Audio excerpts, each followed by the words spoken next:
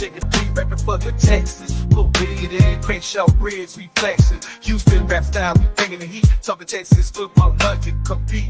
Got the best podcast, the loudest in the game. Wednesday nights, 8 p.m. Remember the name. We talking draft picks, we talking defense. We break it all down, no nonsense. H-Town, Victor Run Showdown.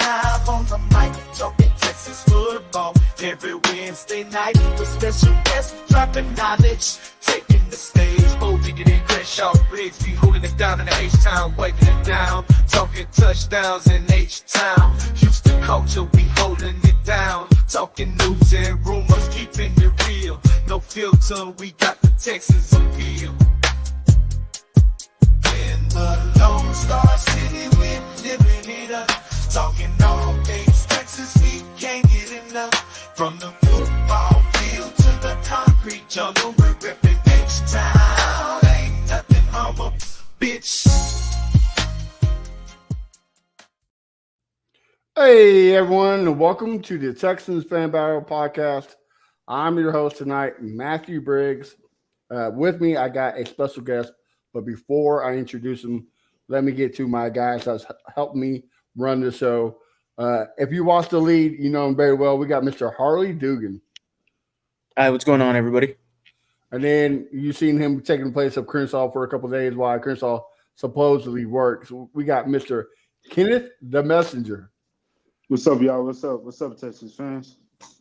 And then our special guest tonight, NFL analyst and co-host of the H-Town Rundown, we got Mr. Michael Gartman. What's going on, brother? What's going on, guys? Y'all excited? Draft's a week away. Can't get any faster. I'm excited. This is my favorite part of the off season. Like, forget NFL free agency, forget all that. Like, I have like 20,000 mock drafts in my phone. Like, this is the time to be alive. But before we get that, some NFL news, well, Texan news too. A leak of the new helmets have came out. Is it real? Is it fake? We don't know yet. I'll start with you, Michael. What's your thoughts on it? You like them? I mean, they're kind of clean, but it doesn't feel like the Texans to me, looking at those. Right. What is everybody else's thoughts on that? You know, I see what you're saying. I've seen some few people say that it's kind of tighteny, you know. I get where it's coming from. I gotta be sold on it a little bit more. I like it. It's clean. I want to see the finished product before I fully judge it, because there was, man, I went this route the same time with the model and the little, you know, Kyler Murray model that they had trying to wear that Texans jersey. Mm-hmm. And it did not look pretty, but I was like, you know what? Let me wait. And then they leaked, and Cal ended up dropping the rest. Cal ended up dropping the photo on Texans official Twitter account. It has the H from the helmet on his cap, so it is real, it seems like. Kid, what about you? What do you think? Honestly, I see what Mike is saying. Definitely don't seem like a Texans, you know what I'm saying? How do we say it? Texans uniform type element, but at the same time, I like it. It's definitely different. And definitely don't look nothing like what we would have expected to look like. So honestly, I'm excited for it to see, like Harley said, the finished product. I'm ready to see them jerseys and you know, with the H-Town blue on it, and see how it looks with the helmet and see how it all, you know, coordinate with each other. Well, the main thing, right? They could be wearing trash bags as long as we're winning. That's the only thing that matters. Like, it does not matter what we got on, as long as what's on the field is showing out every Sunday. I like it, and also, like I told Harley and Kenneth on pre-production, it seems like Cal and Hannah are listening to us, right? Like, we wanted something with the H-Town takeover. We wanted something that represents Houston, and it seems like they're listening. There's something, you know, out of the box. Yes, we couldn't do nothing order-wise, so we did our own little spin of it. So all you Titan fans, you just shut up and eat mayo in the corner, like we don't want to listen to you.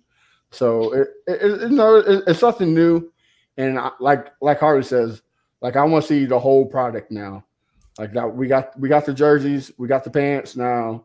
Put them together, and let's see what's up. Any more thoughts on before we move on? No. All right. Well, let's get to why we're here. Like Michael says, next week is the draft. So this is what ESPN has us as draft needs. Holly, I'll start with you. Do you agree with this? Do you think ESPN's right? For the most part, yeah. I think overall, like, we can all rank it differently, but at the end of the day, this is pretty much the consensus draft needs for the Houston Texans. You could throw in maybe the backup running back position, the depth at wide receiver in this draft. Maybe you can throw that in there as well, just because of how deep it is. But overall, I think this is a good consensus of where the Houston Texans' needs are as of right now. Right. And Michael? Yeah, D tackle is definitely number one for me. You can kind of reshuffle 2 to 4. I don't know if linebacker, I mean, it remains to be seen whether we're going to keep going with, the base nickel defense, right? Or if we're going to take a linebacker in top of the second round, then obviously that opens things up to a lot more 4-3 base. But yeah, I would flip safety and linebacker, but I mean, they got the right 4 positions, I'll say. All right. And Kenneth, what about you? Yeah, I agree with defensive tackle as being first. Of course, we got I feel like we got a good bit of D tackles in free agency, and we still have some coming back like Khalil Davis and Hines. But D tackle is definitely a position I do feel like we need to, bring in with the first pick. And as far as it being all defensive positions, I don't know, but I mean at the same time we do need our cornerback too. I mean, we're not sure if Jeff or what's his name, Henderson, will be that cornerback too. They're definitely good depth guys. We can definitely, feel good about them being the backup. Or I kind of believe in Jeff, to be honest, to be the cornerback too. But who knows? At the end of the day, it still would be nice to get a cornerback that we can bring in and feel like he could be the future. Alongside with Sting. And as far as safety, I would rather go in free agency, but I mean, has it happened yet? Who knows if we still get one of them guys that's available? But yeah, as far as the list, it's cool. I definitely would like to see a running back on that list though, like at 3 or 4. Like Harley said, maybe need to get at least third string because who knows? Damian Pierce could possibly come in training camp and show, hey, I can be that running back too. I can give y'all some good production. And, you know what I'm saying, be that running back too. But at the same time, we do need a third guy. I don't really believe in the other guys that we have on the roster as far as I can't think of the names right now. But the other running backs that's on the special teams, I don't too much believe in them. I feel like we need another running back, and hopefully we can get that in the draft. Yeah, like I agree. I think defensive tackle is a need, right? But to me, the Texans are going to get help from like the teams that need a quarterback. The receiver draft is so high, it's so rich, and tell me if I'm wrong, but I think they have 7 offensive tackles going in the first round this year in a lot of mock drafts. Like it's supposed to be a very high offensive tackle draft this year. So I think that's going to help the Texans. Like if a great corner like Arnold Wiggins, like a good corner falls to the second round around that pick, I think the Texans go get that guy. Yeah, like we do need a defensive tackle, but for sure, I think we can wait because I mean Archery is a good pass rushing tackle. The guy we get from the Jags, he's a solid run defender. So I mean that helps. That's the Miko style right there, having 1-2 punch. So it helps there.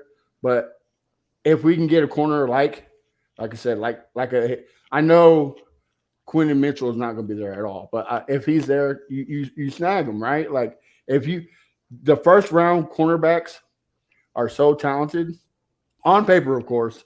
Like you have to take a gamble and go after one of them. So that's just my opinion. Yeah, can we get a gas mask for Mitchell? Right, That for would come in real. handy. No, for Right. real. Some need to break out. You know, let him not too much trouble, but just a little bit of trouble, so that way he falls, you know, to the second Yeah. round. No problem there. But yeah, you're right. I mean, this tackle class and the receiver class is really good, really strong, really deep. I think the record for offensive players taken in the first round is 19, and a lot of people think it's going to be broken this year. So that could, you know, push down some top level corners and safeties, and you know, obviously, whoever is at the top of Nick's board and D'Amico's board at D tackle, corner, safety, you put it all together, maybe even linebacker. You take whoever that guy is. So, And we've seen kind of a body work, especially from Nick, right? Like if they have their guy, that's their guy. Like they'll even trade up, like they did all last year. I mean, I don't think we got a guy at the right spot. We always seem to trade up. So, Mhm. all but 2 of our picks were traded. Right, exactly. So I think like you said, they have who they want by now. And it's just a matter of fact how they're going to get them. If it's we're going to sit back and wait, or like Nick did last year, trade up. So, well, speaking of the draft, this is what Matt Miller, he was on last episode, and this is what he has the Texans getting in this draft. Kenneth, I'll start with you. What's your thoughts on this? Honestly, I love that 59 pick. I need to look up Braden. Honestly, I haven't really checked them out yet, but I do like Tyler. That would be a good pick at the 59 pick. And to be totally honest, I know you asked me what I think about this. Now that I'm thinking about the draft and the most important, I feel like needs is out of the corner and DT. But like y'all saying, if the cornerbacks can drop and fall, I do think Nick do trade up to get a cornerback. I don't see him trading up to get a D tackle, but I do see him trading up to get a cornerback. It all depends on who's there, right? Like if exactly. If a Murphy's there, like you trade or him. Wiggins, or for sure. Yeah, I do see that happening. Yeah, Michael, what's your thoughts on this? Yeah. Shout out to Matt Miller. We were both killing it way back in the day at Bleach Report together. I will say Fisk is a guy, one of my more popular picks that I mocked to the Texans. I like him. I like Hall as well at Ohio State. Newman, I'm not sure he falls to 59, but that's a great value if he's there. Malik Washington, I pick him to the Texans damn near every mock draft. So, he's somewhat similar to Tank Dale, a little bigger, plays a little bigger, but I like that pick a lot. Cade Stover, not my top tight end choice, but Lord knows we pick an Ohio State player every year now. And if he and CJ have a strong connection, then that would make a lot of sense. CJ obviously stuck his neck out for Tank Dell. So if he does the same for Stover, then we're taking him. Aniyah Smith at A&M, I think he does like a lot of the dirty work. And he can make some plays out of the slot as well. So I like that. Smith Wade, decent late round pick. To be honest, I'm not familiar with Spanford's game, and Limmer is a surprise to me. I guess he thinks Juice Scruggs is going to stay at guard, but most of us expect him to shift to center, which is what he was drafted for, and then Kenyon Green penciled in a left guard. But we'll see. Overall, I do like that draft pretty well. Harley, what about you, brother? Yeah, I mean, Braden Fisk, don't have a problem with him at 42. He ended the year really strong for FSU. Really, really strong. Lots of sack numbers at the end of the year. And he had his best game, I believe, in the bowl game. So, yeah, he was absolutely really good for FSU last year. Tyler Nubin improved every single year at Minnesota. And, again, if he's there at 59, like Michael said, then, yeah, I would absolutely take it. I don't know if he'd be there, but for sure, if he's there at 59, the value is just too high. I think that's just like BPA at that point. 86 is interesting, right? Yeah, you know, and Bo Limmer does have some center guard flexibility, but I mean, I don't know if guard is his best position. And like Michael said, maybe Matt Miller's trying to imply that Drew Scruggs is going to stay at guard and not be the center. But here in Houston, we're thinking, hey, move Drew Scruggs back to center, have everyone play their natural position. How about that? An offensive lineman playing their natural position might happen this year, guys. So I would like that. I would very much like that. And I just don't think the Houston Texans are going offensive linemen just because of the draft capital they've spent already, as well as some of the trades last year. When you look at the left guard position, yes, I know people have their opinions on Kenyon Green, but you also had Jarrett Patterson, who performed pretty well in a pinch. Kendrick Green had a really good one-game performance against the Steelers. All of those three guys are going to be thrown in a blender, and whoever has the knife at the end of the day is going to end up winning that battle. And I have no problem with competition. I love it. Kenyon Green shouldn't deserve to win this left guard position. He should be in a battle between two guys that, hell, played pretty darn well when thrown into the starting role. So all of that is needless to say. Bo Limmer is a little I do love Malik Washington. Hell of a weapon. I mean, similar to Tank Dell, yes, a little bit bigger-ish. But make CJ Stroud's life as easy as possible. Why not? I mean, even at 86, if there's a wide receiver you like, I'm willing to take it. I mean, why not? I'm willing to do whatever it takes to get CJ Stroud's life as easy as possible. There's still some questions with, and I know CJ spoke highly of John Mechie. There's still some questions there. There's still questioning there. We don't know what we got still with Xavier Hutchinson. I just reacted on a video a few weeks ago with Mina Kimes, who actually was still high on Xavier Hutchinson and still thinks that, maybe he can do something for the Houston Texans. Who knows? But I wouldn't doubt them grabbing a wide receiver just because why not? I mean, it's such a deep talent class there. Cade Stover, I could just see the connection with CJ Stroud. Not the biggest Cade Stover guy, but I think that's the immediate drawn conclusion.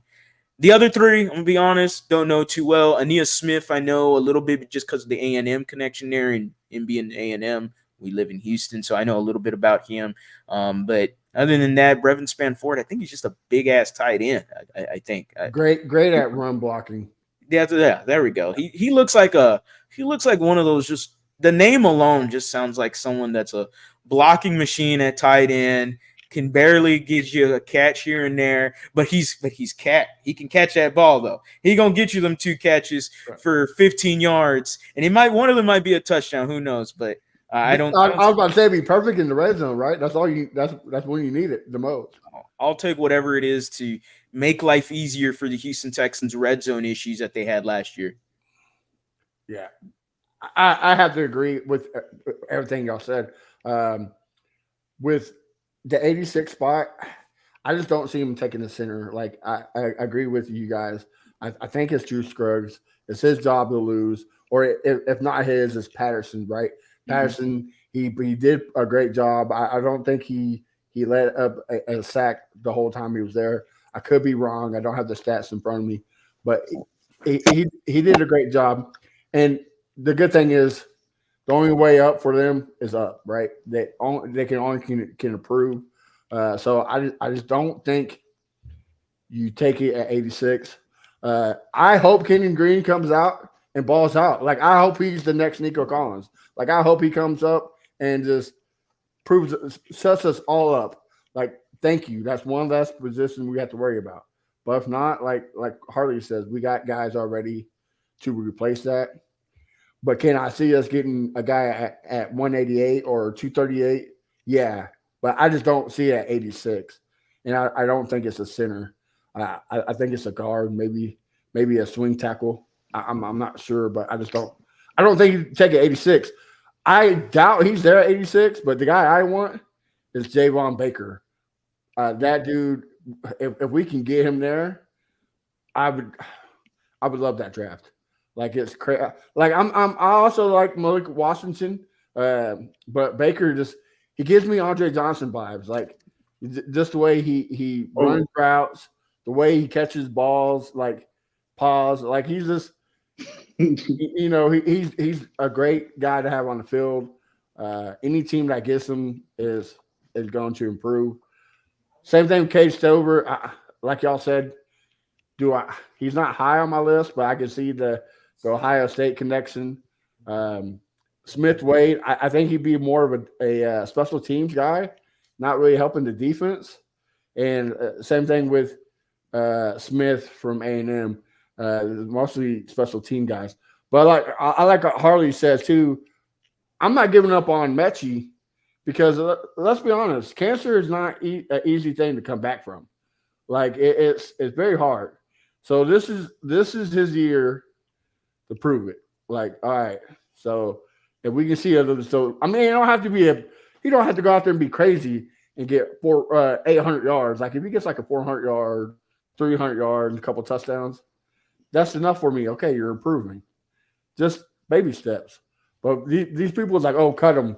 He's garbage. Like, No. whoa, we're back there, guys. We're back. So I think you take a chance on Mechie, but also you do go receiver in the draft for this reason. Noah Brown went down. Tank Dell, all of our receivers went down last year. Right. You have to have depth. We learned that the hard way. As soon as you took Nico away, when Tank Down went out, that was it. Every game we lost, that's pretty much what they did. They took away Nico, and we couldn't move the ball. I mean, could we all agree if we had Tank Dell that Baltimore game is a little different? Yes. Oh, for sure. For sure. So Hi, Stephon Diggs. What's that? Mhm. Hi, Stephon Diggs. Right, exactly. But still, we all know injuries happen, especially in Houston. Yes, true. So the more players you get, and I love me some Noah Brown, but Noah Brown's not the most consistent player on the Texans. So, if you can rotate him in and out of games, so be it. I take it. But I like that mock draft, but we do got to get a running back. I agree with Kenneth. Like, I would like that guy from Louisville. Isaac Garendo. Yeah, both of them, honestly. Yes. But they're dual threats, right? They can run the ball, and they can also great a receiving core. So that's just that's somebody you have to go after, right? Like I hope Kenneth's right. I hope Damian Pierce sus is all up, and it was just a down year. But you got to be ready for that. I don't want to be the Jags of last year where we were just sit on our hands and hoping for the best. Like I want us to win the AFC South easily, and like it's AFC championship or bust this year. Yeah. And you got to prepare for that. Go ahead, Michael. Yeah, unlike Dallas, when we say all in, we actually mean it. Right. All right. Yeah. So do y'all see any do you see us using all these draft picks, or you think, I mean, of course we know Nick Casario, he's going to trade. Y'all see any crazy trades Nick Casario has brewing? Probably. Yeah, it really depends on the draft board, I would assume. Like we mentioned this already, but like whoever's on their draft board, whoever they specifically want, they're definitely going to trade up for. I don't know. I wonder if they trade up from 42 if they see someone they like right there at the beginning of the second round. If it's somebody that they really like, they're going, you know what? They're hearing maybe that X player is going to get selected somewhere between that 37, 38 range, 36 maybe. They're going, hey, you know what? We got him so highly ranked on our board that we're going to go ahead and trade up for it. Hey, I look at it like this. I'm a pretty good gambler. I like it. I like the high stakes thing. I love the trade for Will Anderson. It made me go, you know what? This is different. The Houston Texans don't ever take chances. And what they did last year was one of the greatest draft moments as a Texans fan, if not the greatest draft moment as a Texans fan. So it was fantastic to see some risk being taken. I mean, we've been criticized our whole, Texans fandom's lives as the team that doesn't take enough risks. They don't go get that free agent that maybe has a checkered past. Boom, check. Stephon Diggs, a little bit of a crybaby, all this good stuff, whatever. Come on over to Houston and let's swarm, buddy. How about that? All right. Free agency, check. Draft last year, Will Anderson, take a big risk. Why not? Boom, check. Let's continue to swarm, baby. Houston Texans are on the up right now, man. Yeah, I've been saying this since the offseason started. Like, this is the most excited I've ever been as a Houston Texans fan. Forget 2011, forget 2019. Like, this is the time. Like, I wake up and I'm like, is it September yet? Is it September yet? Like, I am ready for football. Like, the Astros, hopefully they turn around, but I'm ready for Texas football. Like, let's get it going. This like you said, Harley, it's a totally different culture now, and it's all about winning, and we got to keep it going. I'm loving it. Anything to add, Michael or Kenneth? No, I was just picturing Stroud throwing a game-winning touchdown to beat the Chiefs in the AFC Championship game. I'm just thinking ahead. So, Man, 46 seconds left. man, that would be lovely. That would be a good revenge. I want against the Ravens. 2017. It's probably going to be against the Chiefs, but I want against the Ravens. Like, I want the rematch. Like, I want both. Forget Mhm. That's true too. Yeah. I can't forget Roquan Smith. Yeah, I can't like, forget that damn cowboy hat on his head. And you call me daddy now. Oh, okay. Oh, all right. Yeah. That's what you said. Okay. right. All right. No problem. Now we taking a look at that team right now. Sure, Ravens added Derrick Henry. But what is up with the Ravens and their just infection of not trying to add any receivers for Lamar Jackson? I don't get it. I don't get it. Can we get a wide receiver for Lamar Jackson? My goodness. I mean, come on. What are we doing down here in Baltimore? I like Derrick Henry. Love the addition. But can we get a wide receiver, please? Wide receiver for 300. I was about to say, does he catch? Like, that's not going to help Lamar. He don't catch. Like, he needs a bona fide. Like, I love Zay Flowers. Like, I wish the Texans would have got Zay Flowers last year. I think he's a great receiver. But again, like, you need more than one option. I don't think Bateman's the receiver we thought he was. Yeah, so surprised he even got paid. For real. So yeah, that is true. So well, especially with people like Higgins and Ayuk, like, they want gone, Like, if I'm the Ravens, I'm giving them almost everything I got to give. This is your time, right? Yeah. Like, Hey, I thank them for doing what they doing. I don't care. Look, don't get a receiver. Do what y'all do. Keep that run it going. Because at the end of the day, we saw what happened when they played the Chiefs. Like, they needed more weapons on the outside. That run game, when you got Chris Jones and that D line and them linebackers, like, of course, they linebackers don't have big names, but them boys be flying around. And Kansas City just say, hey, we're not going to let y'all do what y'all did on the Texans. Even though we, at the same time, the first half, our defense was playing well. You know what I'm saying? Lamar Jackson did a little something in the first half, but the second half, they just took off. But at the end of the day, to stop the Ravens, you got to have them guys up front. And I definitely think we have them guys now. And we are most definitely excited for the matchups in the playoffs.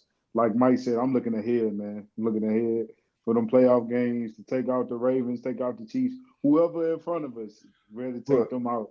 Y'all are talking about CJ Stroud throwing the game winner. Yeah. I'm looking at CJ holding up the Lombardi Trophy down there in downtown Houston. Man. Like, that's what needs to happen. Like, look, I'm gonna cry.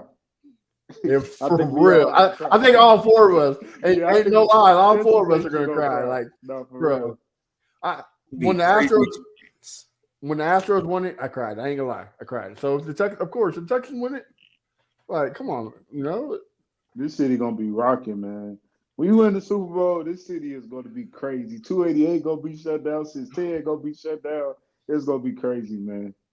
It's gonna be crazy. I can't wait. I am here for it. I know we're not the Houston Oilers, I know, but I always reference this from my dad because he was an Oilers fan and now Texans fan. But my dad was there during the Oilers days, and he was there when they lost a loss in the playoffs, came back to Houston, and the damn Astrodome is filled up the ass. Pause. I mean, the damn whole stadium's filled up. Outside the stadium's filled up. This is from a playoff loss. That's how much they rocked with the Houston Oilers, and that is the city of Houston way back when. Now imagine now, okay, with everything that's going on now and how the city is buzzing. All right, the Houston Texans. This isn't hard to say. This is an easy thing to say. The Houston Texans are the best team in Houston right now.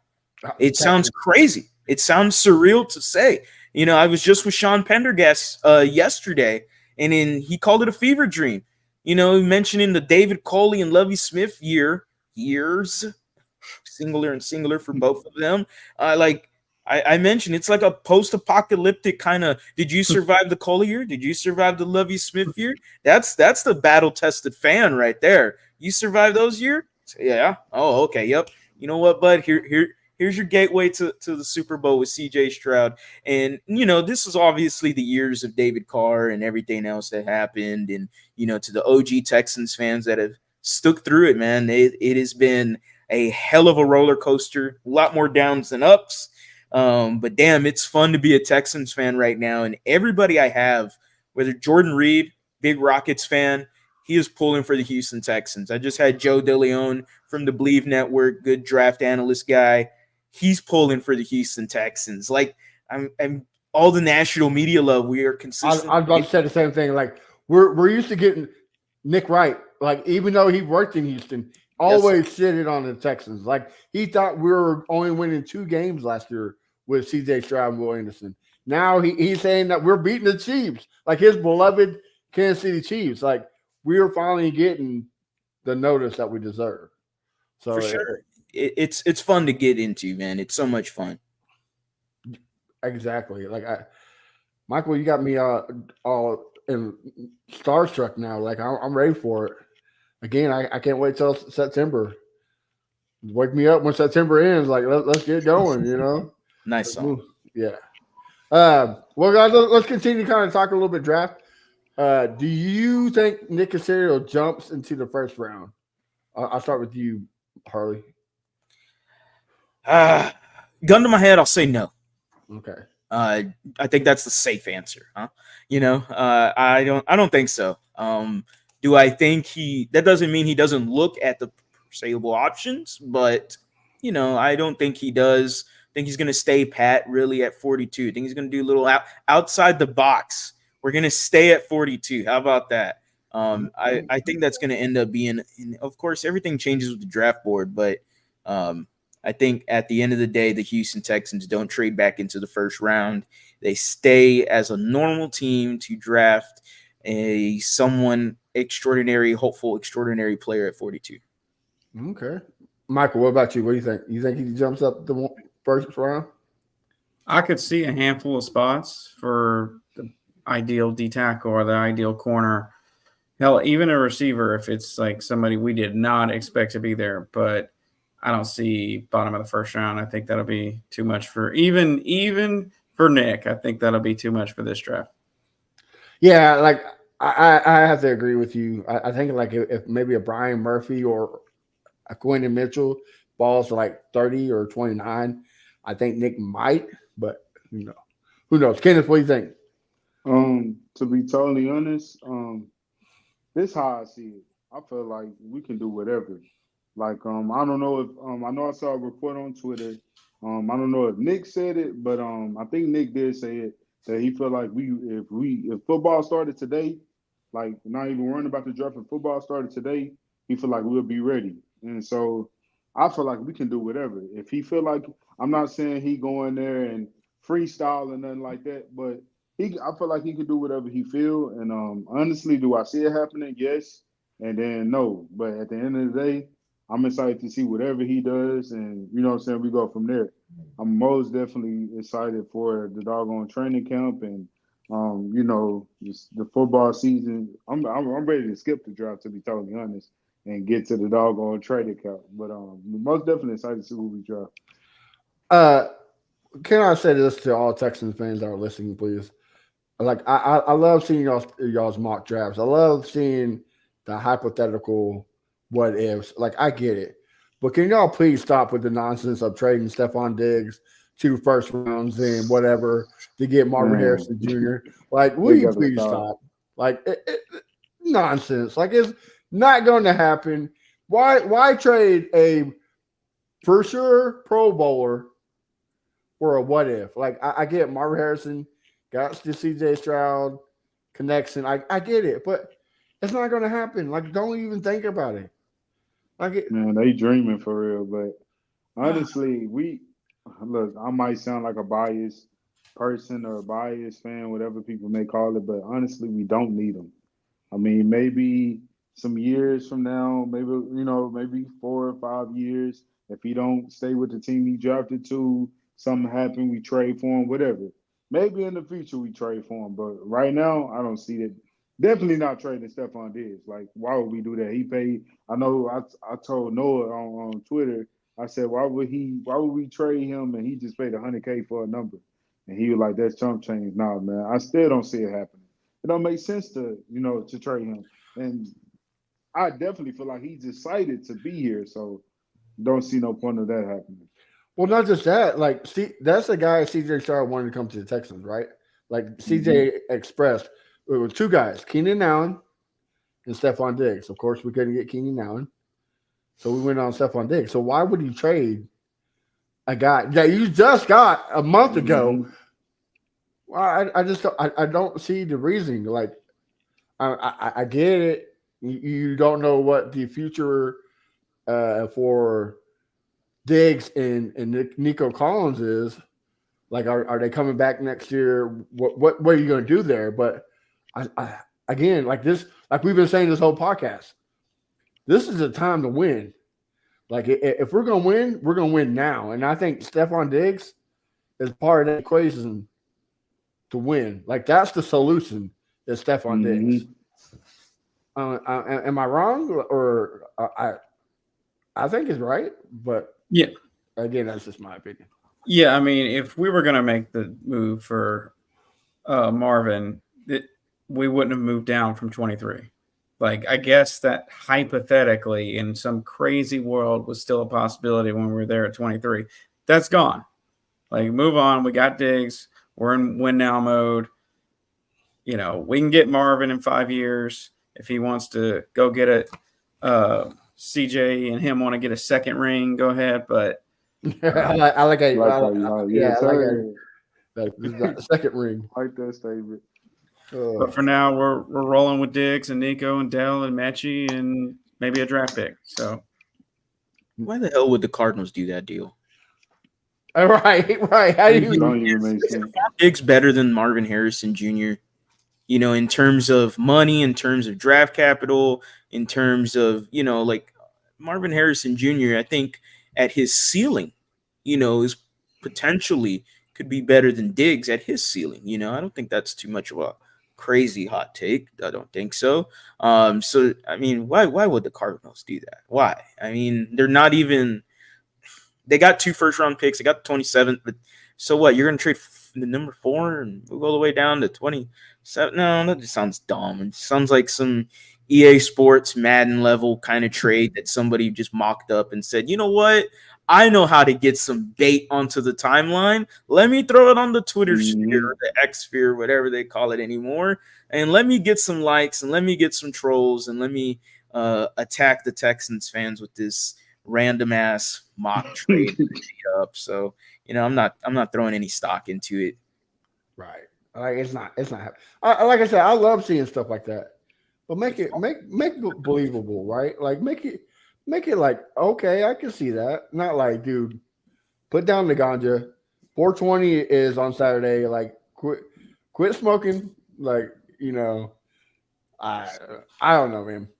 Well, fellas, before we leave, let me get the one person you hope the Texans get in this draft. Hardy, I'll start with you. What's one guy you wish the Texans get in this whole draft?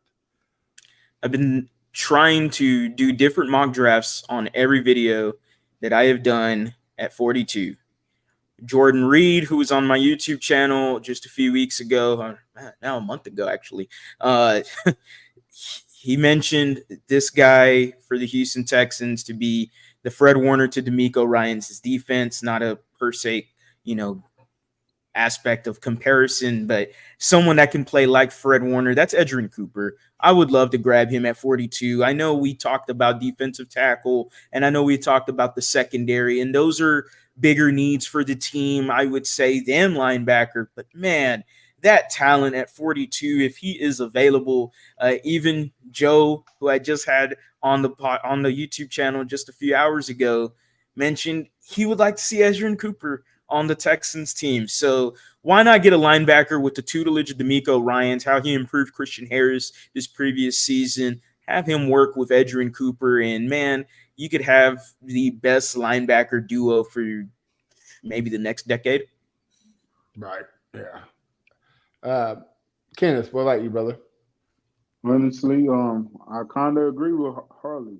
I know at first, and Harley will probably, I know he probably know in the group chat, I wasn't really a fan of Cooper. I was making jokes that he's a safety size, but I actually checked him out, and I like how he flies around. Is that the most important thing? No. I would like for us to trade up maybe to get us cornerback, like Nate Wiggins. I do like Nate Wiggins. It's another cornerback. I can't think of his name, but I would like for us to trade up for a cornerback. And if we don't trade up, I would like for us to get a D tackle. But as far as a guy that I really do want is Nate Wiggins. But of course, we'll have to possibly trade up to get him. All right. Last but not least, Mr. Michael Gartman. What about you, brother? So this time last year, I probably would have had like 10 names.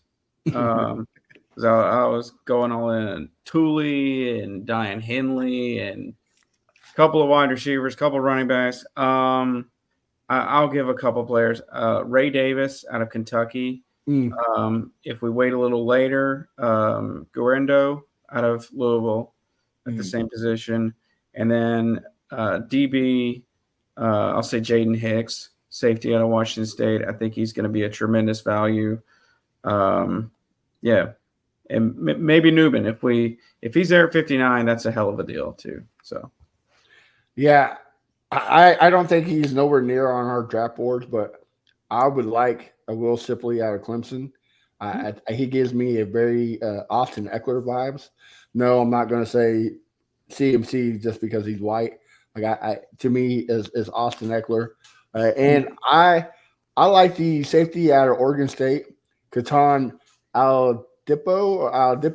I can't pronounce his last name, but big body safety with D'Amico's coaching. I think he could be a ball hawking safety and also help in the boxes. So those two guys, I hope. And again, I don't think either of those guys are on Nick Caserio's board, but who knows? Like I didn't think Tank Dell was on his board last year, and look what happened. And it was a match made in heaven. So before one more thing before we let you, were y'all shocked to see us getting Tank Dell, and were y'all happy, or were y'all a lot? I know a lot of fans were like, no, I don't want Tank Dell because the size and whatnot. Yes, I was happy. So I evaluated him very closely at the Senior Bowl last year. I was very high on him. I remember his agent telling him, yeah, you're done after day one there because he balled out so well. There were a couple of receivers in that same range that had slightly ranked higher, but I was very happy we got Tank Dell, and he exceeded expectations, and sky's the limit for the kid. So I'm really glad we got him. Harley? I will put my Cougar goggles back on right now because, and I don't mean that in terms of women. I do mean that in terms of my Houston Cougars. Whose house? I'm a big old Houston Cougar fan, and I was just enamored with Tank Dell's game. I was banging on the table paws for Tank Dell. It was absolutely like, I need Tank Dell. I claimed him as the best route runner in last year's draft. I just think he was absolutely fantastic. And, I was already thinking, we're going to get a quarterback. Why not grab a Tank Dell and pair him with whatever quarterback you get at number 2? It just makes their job easier. Now, granted, I didn't know Nico was going to have the kind of year he was going to have, but I was not sold on this gadget kind of guy of Tank Dell. No, I've seen too many of his games. He had some really good film against Cincinnati for against some corner. This guy named Sauce Gardner. Yeah. Interesting. That guy was an all-pro cornerback. Yeah, Tank Dell ate his lunch. Absolutely. Tank Dell was special coming out of U of H. I was just, get him. And when they drafted him, damn it, I was so fucking happy. My God. Same. Kenneth? Yeah, same, man. I was happy. Honestly, everybody can look at him and think about the size, but man, how I see it is, man, me growing up and in high school, I played D tackle and D end, and nobody probably would guess that as a 5'8" guy playing D end. But at the end of the day, I was definitely cooking and cooking them 6'9", 6'5" guys. At the end of the day, of course, yeah, you don't see that many 5'8" guys in D line and the leader not like that. But at the end of the day, wide receiver, you look at that man and you just see a great guy that can run great routes, explosive. Man, watching his punt return at U of H just had me excited, man. And honestly, I don't really want to see him doing too much of return in the league, but man, Tay Dell is a great player, man. And I was definitely excited. Glad we got him, and thought we would get him earlier than the third round, but I'm glad we got him at the end of the day. So yeah, I was definitely excited about Tank Dell. Hardy, you got something to say? Don't you Roger McCreary me. Don't you Roger McCreary me. I know Titans fans, well, we got these three cornerbacks, we got LeJerry Sneed and we got Chidobe Azuizi and we got Roger McCreary. And I'm like, McCreary, I'll take that. Yeah. No, please stop disrespecting Tank Dell. Tank Dell can play the X. He can play slot. Tank Dell is absolutely fantastic, and he would be so super beloved in any other fan base. You're talking about the same cornerback from the Bengals that got smoked by the Texans, right? Didn't he get like 130 yards put on him that game? The same Bengals team that DeMeco Ryans and CJ Stroud decided we were just going to run shit all over the jungle. Oh, okay. Yeah. The same Roger McCreary that lost to Case Keenum. Yeah, that guy. So yeah, I have to agree. Like, I the only thing I was worried about Tank Dell was his separation. But to me, because of the size, I see Michael kind of. To me, the size was a little worse to me. But as soon as that first game, I was like, okay, it's not gonna matter. His size is not gonna matter. He had the best separation on the Texans. You could probably argue in the NFL. But yeah, I was excited. I was kind of different from Harley. I was like, we can use him as a gadget player, like Deebo Samuel. We do a lot of sweeps. We can drive him in the backfield. But I'm glad they listened to Harley and not me, and stuck him as a receiver because the dude is something special. And the more I see his training videos, the more it gets me pumped because it seems like he's coming back better than ever. So like I'm excited for it. Harley, I'm putting on my Cougar glasses too because another guy I would like to see us get. I know we won't. Is a Patrick Paul. Like if we get a Patrick Paul in Houston, it's game over. But I don't think it's gonna happen. So yeah, I don't think so either. But shout out to Patrick Paul. One of my favorite tackles in the NFL draft. I hope he goes first round. Anybody but the AFC South. Like you go anywhere, but don't come to Tennessee, Jacksonville, Indianapolis. Yeah, go somewhere else. All right, guys. Well, in the wise words of Chris Hall, this is the worst part of the podcast because it's the end. Michael, tell us where we can find you on social media, what you got cooking. That way we can support you. Yeah, appreciate it. You can follow me on Twitter or X at _ Michael Gartman, same spelling as right here. And I'll be cooking up some mock drafts and put on some draft content for sure over the next week. Yeah, I seen you're like at mock draft 8.0. Like all of them been knocked out of the park. I like them. Keep it up. Appreciate it. Harley, what about you, brother? You can find me at @TheLead_HLU everywhere on social media, YouTube, Instagram, TikTok, wherever it is. I'm pretty sure I have an account somewhere. So I'm trying to post a lot more on Instagram and TikTok, trying to get on the grind there. YouTube, I am under 1,000 more away from 8,000 subscribers. So on the road to 10K is now the next move for me.